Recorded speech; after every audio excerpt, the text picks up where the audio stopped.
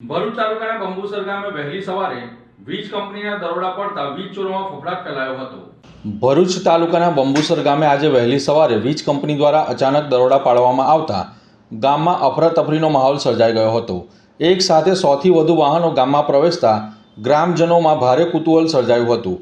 મળતી માહિતી મુજબ ગ્રામ્ય વિસ્તારોમાં વધી રહેલા વીજ ચોરીના બનાવોને ધ્યાનમાં રાખીને ડીજીવીસીએલના અધિકારીઓએ વહેલી સવારે ચેકિંગ હાથ ધર્યું હતું।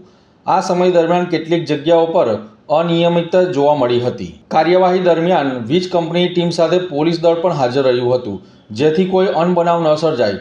દરોડા દરમિયાન ગેરકાયદેસર વીજ જોડાણો કાપવામાં આવ્યા હતા અને સંડોવાયેલા લોકો સામે કાયદેસરની કાર્યવાહી હાથ ધરવામાં આવી હતી।